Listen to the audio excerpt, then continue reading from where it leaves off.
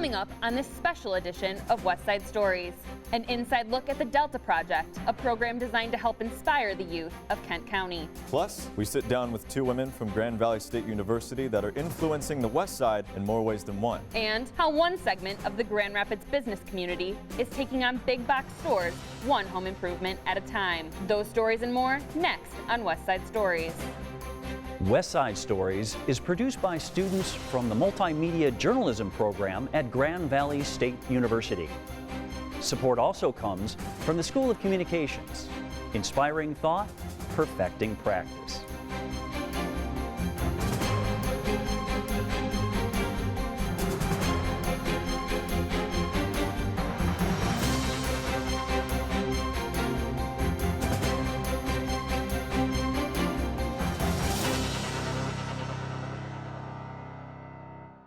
Welcome to West Side Stories. I'm Sean DeWard. And I'm Katie Myers.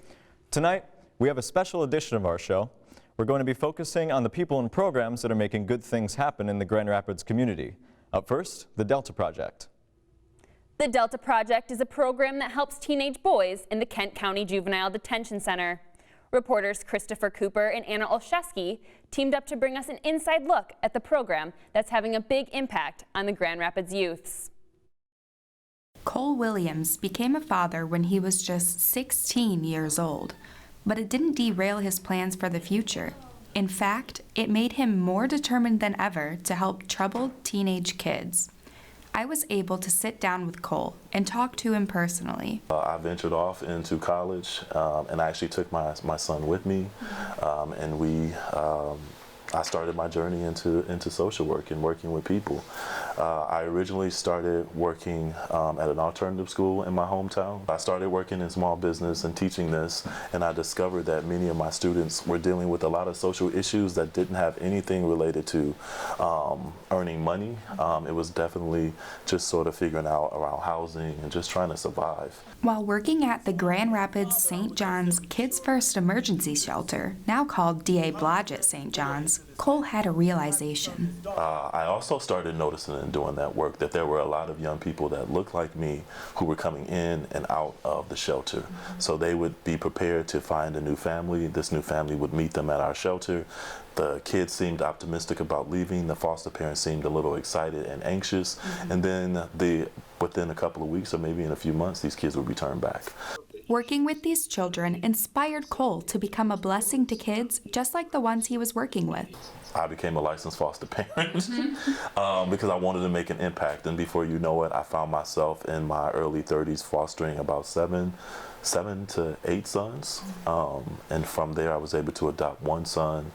And then that just sort of led me down this road of really wanting to change the trajectory of how we see young men of color in the foster care system and in the criminal justice system. After visiting the Juvenile Detention Center, he found an opportunity there to teach these young men and get more involved in helping their lives. He wants them to be able to see these successful and strong power figures that look like them. And so what ultimately happened is in one of my classes back in 2017, I was talking about all this amazing work that I've been doing, but most importantly, all the amazing work that I'd seen men of color doing in Grand Rapids. And I was bumping elbows and meeting people who were doing great work that were African-American men and Hispanic and Latino men. And I'm telling this group of young men that these men exist. I know that is true because I see them. And I had a young man say to me, well, that's great, but I don't see that. And the ultimate question that he asked is, how do I become, something that I don't see? This was the question that began the Delta Project. And I ultimately met a good friend of mine by the name of Joel. And I sat with him and I said, Joel, this is the dilemma. This is what I'm faced with. This is what I'm seeing on a regular basis. How do we move this needle from it just being something that I'm seeing to being something that everyone needs to see? But most importantly, how do I help boys of color see themselves in other men? And so, of course, Joel, does what he does best. He's a bridge connector, and so he sort of bridged me to meeting producer by the name of Eric, who runs a program or a film company by the name of Gorilla. And before you know it, we are sitting around this table and we're saying, let's put our heads together and let's figure this out and let's tell these stories of these young men. The major concept and hope of this project is to provide an opportunity for these young men to see themselves through mentors in the community and see their dreams come to life. So the Delta Project right now, from where we stand, is a nonprofit, and our nonprofit is centered around creating resources and supportive services for our kiddos that leave the Delta program. And so that's connecting them with mentors, and that's not just connecting them with mentors that we may have, but it's also connecting them to mentors within the community. We have a lot of amazing community programs that provide mentorship, so we want to be able to bridge that gap. The Delta program and Cole have mentored many young men. Fellow reporter Chris Cooper sat down with two of these young men who have been impacted by Cole. He's taking pictures of the pictures. Luis and Calvante are two of the many young men Cole has mentored. Both face many challenges for just a young age. Bro, you're not gonna price on how much I'm worth. You don't know what I done been through. You don't know what I done overcame, bro. I done been through too much. I done came too far, bro, and I'm not even 17 yet. Yeah, for real. You go in front of a judge and that man will give you 20 years just because off what he think you is. Like, for example, last Wednesday to be exact, I was catching the bus. Okay. I got off the bus. I went inside the transit center downtown. I got arrested for no reason, all because I had my hand in my pocket and they thought I had a gun. Like 6 police officers, just 3 kids. One of the kids I didn't even know. But like he said, it's all about being labeled. Man. I'm sitting there scared because I feel like they think I have a gun. They might shoot me, anything can happen. All because they looking on the outside. They think, oh, black kid, hand in his pocket. He got a gun. All I had was a pop in my pocket. I'm sitting there talking to my friend. They think I'm plotting on something, trying to do something negative, when we talking about him on his way to a job interview that day. You know, it's like they label you quick. They also deal with being labeled by their own teachers in school. After class, he told me, like, why are you here? I explained to him why I got locked up. He like, nah, you don't even need to come to my class if you're gonna keep doing this. It seemed to me like you don't want to be nothing in life. Changed my whole mindset. I thought, dang, school, my teachers, the ones supposed to be teaching me how to be better in life, telling me this? Yeah. Like, you're gonna be labeled. You're gonna be told you something you not. Yeah. But if you find somebody that tell you can be greater than what you is now, don't burn that bridge. Keep that person in your corners. You never know when you're gonna need them again. Tell that's my brother for a reason. I'm gonna help him. Behind every problem, there's a meaning in the lesson. Some meanings they are just harder to understand. I grew up teaching myself the definition of a man. Everybody screaming. That person Calvante found was Cole Williams. What his teachers did not see, Williams did. They met when Williams needed help writing a comic book and made a writing competition to find someone to help. Calvante decided to write and not only won the competition, but found his passion. I like to write a lot. I write about anything and everything. Stuff I see, stuff I think about, stuff I hear, you know what I'm saying? Anything, I just write about whatever comes in my mind. That's just how I stay, like, level-headed. Because I still go through a lot of stuff, even after, like, all the self-discovery I've been doing, all of, like, everything I found out about myself. So, in order for me to, like, de-stress, I pick up my pen and my paper and I write. Calvante wants to take his passion for writing and storytelling to make movies. The Delta Project helps identify these passions. Williams then connects these young men to people who can make these passions become a career. For Luis, his passion is speaking. I love speaking. I got so much to say. I express it a lot through music, though. It really developed into my passion, probably along the way of being locked up. You ain't gaining, you ain't getting in, and you ain't in rotation. I can't prevent what's finna happen when we find out their location. I will die right now. Luis was no short of using his passion to offer some advice and encouragement. I'm gonna give, some bound to give, bro. It's bound to give, bro. We didn't have too much pain, we didn't shed too much tears, did too much time in and out, bro. Something bound to give, bro. Something gotta give. I'm tired of living in poverty, bro. I don't know about you, but something bound to give, bro. Yeah, definitely is. I mean, can't be like this forever. Man.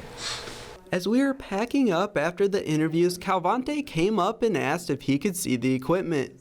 we could hear him say quietly to himself that he could see himself having a camera in his hand for the rest of his life.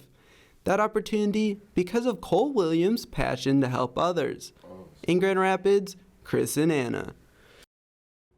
Cole Williams is currently working on a comic book that features black men in powerful and successful positions. To learn more about Cole's life and his projects, visit www.colespeaks.com. Recent research reveals many colleges and universities are ill-equipped to welcome and support students who are veterans. The University of Utah's National Center for Veterans says higher education needs to recognize the unique experiences and challenges that student veterans bring to campus. In our next story, we take a look at one GVSU organization that is making a difference in the lives of veterans.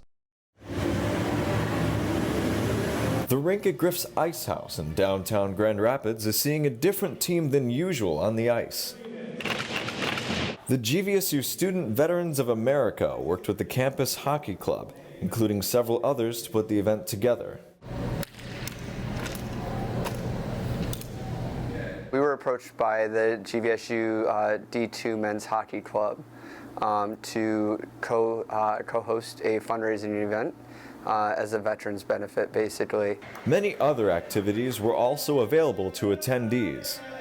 We had silent auction, we had donation tables set up, and ticket sales. There are over 400 student veterans in Grand Valley, which isn't a surprise to Caleb. He's a recent Air Force veteran. In terms of joining the military, I think if you are looking for good real-world experience for any type of career, really, it can give you that.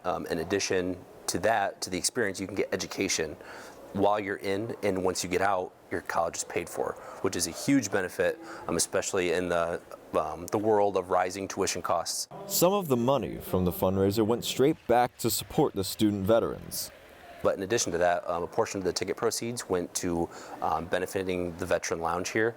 So whether that's improvements for a new pop machine, a coffee maker, furniture, or helping put on future veteran events, that's a little bit of why that event took place. Raising over $1,000. Thank you for your service. The money will fund other events to help veterans feel more at home after they come back from their service. So doing things like the hockey game helps us get into the community that we were away from for so long, and it's just really beneficial to help build bonds and relationships among other students and other student organizations. Veterans looking to get involved with GVSU's clubs and organizations can visit the Student Lounge and Kirchhoff Center on GVSU's Allendale campus. Forbes has recently listed Grand Rapids as one of America's top 10 fastest growing cities. Why is that? Part of the answer may be women. The Grand Rapids Business Journal released a biennial list of the most influential women in West Michigan. As Michelle Ruiz reports, 2 Grand Valley faculty members are on that list. I really enjoy working closely with the students. First, you have to, talk the talk and walk the walk. This year, out of 248 women nominated, 2 Grand Valley faculty members were selected as the 50 most influential women in West Michigan, one of them being the Vice Provost of Health, Jean Neglikirk. Neglikirk works closely with students in health-related fields. These are the students that will be the talent for our future. They'll be the future leaders, researchers, and practitioners to provide that safe care that we've done. Neglikirk is part of the Regional Strategic Plan for Health. She assisted in creating the health campus in the university. Her efforts benefit over 9,000 students pursuing a health-related degree. With an annual enrollment over 25,000 students, these students make up about a third of the school's population. For me, the most rewarding thing about the job is the students. I work with the simulation lab, seeing those students learn those skills and applying the theory, mentoring students, taking an opportunity to do guest lectures.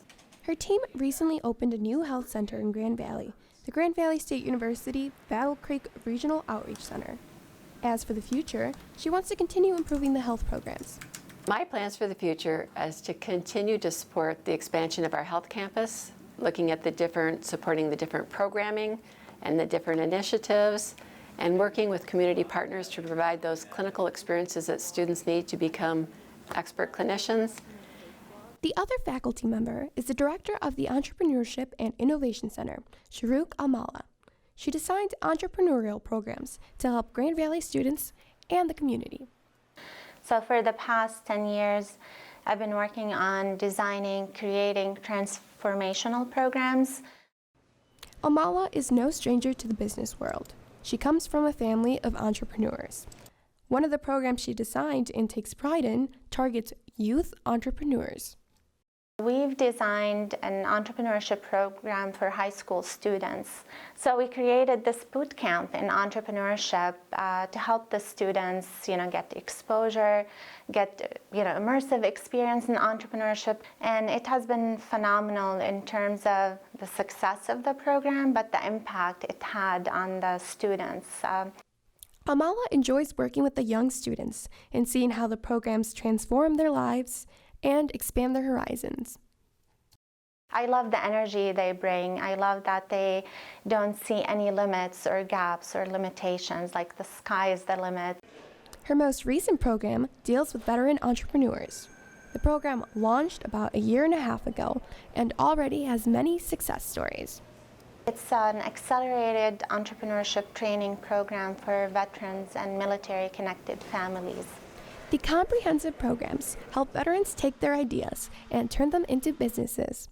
So this was like a startup in and of itself, launching that program. So I'm really proud we were able to launch it and offer that as part of our community outreach efforts. Both successful women gave a piece of advice to their younger selves. To take risk and explore new things. The major pieces for a successful career journey is the work-life balance. Oftentimes people get so busy with accomplishing the goals. All 50 women will be honored at a luncheon March 4th at the JW Marriott International Ballroom. Tickets are $90. In Grand Rapids, I'm Michelle Ruiz. To see a complete list of West Michigan's most influential women, visit the Grand Rapids Business Journal's website. So, we've just heard that the Grand Rapids economy is doing well. Part of that growth is in the do-it-yourself market. Reporter Leah Kerr says that local hardware store owners are duking it out with large chain stores and winning. People are trying more now to shop locally than they did before. We always had loyal, subset of customers, but I see more new people moving into the area and actually searching out the local stores more than they used to.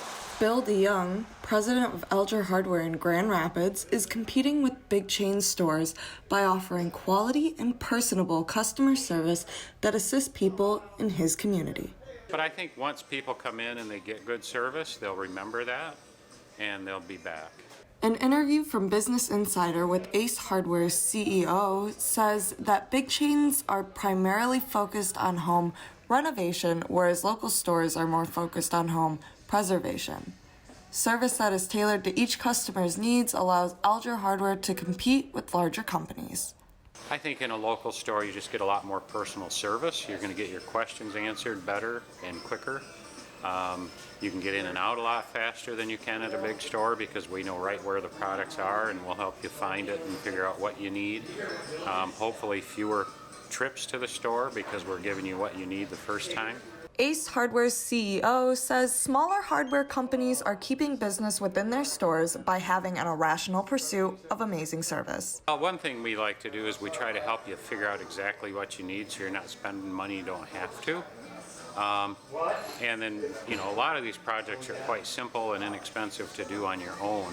Home Repair Services of Kent County also believes in doing home projects by yourself. The nonprofit offers free workshops for anyone who wants to gain more knowledge on how to do home repairs on their own. We like to share with folks the simple things that how simple it is actually to do those repairs, and it's really neat to be standing on this side and be able to do these things and see their eyes kind of feel relief and maybe even a little burden lifted off of them. Mike Zamaron, the self-help program coordinator, teaches hands-on programs to better inform his community. We feel that if we educate people and empower people on how things can be taken care of, and then they're going to be able to make improvements to their home. And sometimes I think really is a contagious thing. When we do something and we gain confidence from it, we're going to share it with others. So we tell our friends, we tell our neighbors, and then they want to learn how to do things too. Community members who attend these workshops are consistently posting positive reviews about the organization. There's a thing right now where everybody wants to know more. We had fewer students in years past, but especially these last several years, the numbers have really gone up. And you know, get out there, social media and stuff, and people, the word is just getting around, and people want to know more. They see something that they could do. It's like, wow, I wanted to give that a try.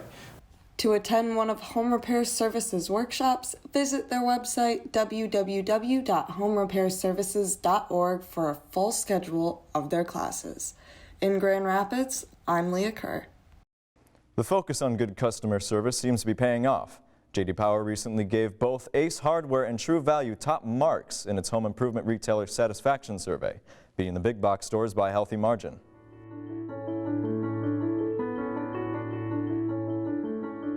Good afternoon. I'm Jody Leatherberry. I'm a commercial hot air balloon pilot. Guess I got to say that I'm a dad too, and a husband.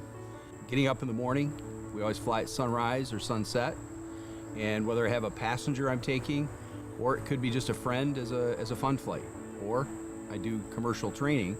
So I've got a few students out there in the world that I've taught, and to them I'm known as the granddad.